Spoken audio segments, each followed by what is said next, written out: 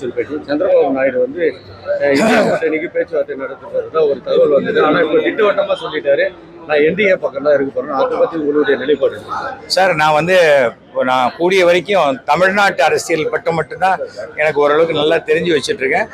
ஆனால் சந்திரபாபு நாயுடு அவருக்கு அவரை எதிர்த்து யாரை எதிர்த்து ஜெயிச்சாங்களோ ஆந்திராவில் அவங்களுக்கு ரொம்ப ஜெயிலுக்கு அனுப்புகிற வரைக்கும் ஏகப்பட்ட இது பண்ணிட்டாங்க.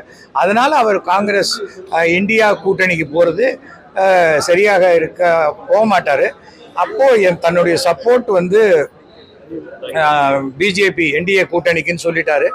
என்ன இருந்தாலும் ஃபுல் மெஜாரிட்டி இல்லாத பொழுது பல கட்சிகளுடைய பல நிர்பந்தங்களுக்கு ஏற்பதான் ஆட்சி நடத்தக்கூடிய ஒரு சூழ்நிலை இந்த மாதிரி இடத்துல ஏற்படும்.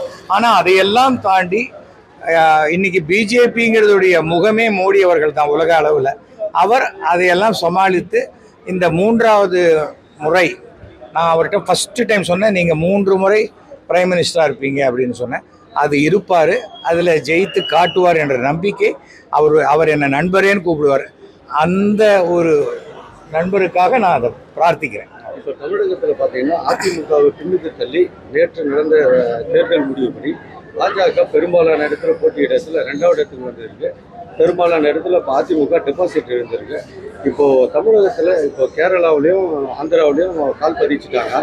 தமிழகத்தில் இன்னும் பாஜகவால் கால் பதிக்க முடியல. ஆனால் இந்த தடவை ரிசல்ட் படி பார்த்தீங்கன்னா பாஜக வந்து கணிசமான வாக்குகள் பெற்று 2வது இடத்துல இருக்கு. அதை எப்படி தயவு செஞ்சு நீங்கள் இந்த 2வது இடத்துல இருக்கு எத்தனை சீட்டு ஜெயிச்சதுன்னு சொல்லுங்க. அண்ணே, நான் 7வது பாஸ்னேன், நீ எஸ்எல்சி ஃபெயிலுன்ன, அந்த கதையில தான் இருக்கீங்க. அதையே நினைலாம் சொல்ல போறாங்களா? உள்ள போகும்போது ஒரு ஓட்டுல தோத்தாலும் 5 வருஷம் நீ தோல்விதான். அந்த 5 வருஷம் இந்த தோல்வியை சரி பண்ணி நீ கொண்டு வரணும். அடிப்படையாக இன்னைக்கு தமிழக பாஜகல பூத்தே இல்லை, பூத்துக்கு உண்டானவங்களே இல்லை. யானை படுத்தாலும் குதிரை மட்டங்கிறது தான் அதிமுக. அவங்களுக்கு இருக்க 1.5 கோடி தொண்டர்கள்ல அவங்க இன்ஃப்ராஸ்ட்ரக்சர் கரெக்டாக இருக்கு. ப்ராபபிளி உட்கட்சிக்குள்ள இருக்கக்கூடிய சில குழப்பங்கள் இருக்கலாம், இல்லை அதிமுக கொஞ்சம் கொஞ்சமாக பிளவுபட்டதாக இருக்கலாம். இந்த தேர்தலுக்கு பிறகு இபிஎஸ் மறுபடியும் ஓபிஎஸோடு சேரலாம், பாக்கி பேரோட சேரலாங்கிற மாதிரி வந்து அவர்கள் தன்னை பலப்படுத்தி கொள்ளலாம். அவங்களுக்கு இல்லாத கவலை நம்ம ஏங்க படணும்? அவசியமே இல்லை. தவிர வந்து அசம்பிளியில் ஒரே ஒரு எம்எல்ஏ மட்டுமே இருந்த ஒரு கட்சி அசம்பிளியில் திருப்பியும் ஃபுல் மெஜாரிட்டியோட ஆட்சிக்கு வந்தது நமக்கு தெரியாதா? வெற்றி தோல்வி வேற.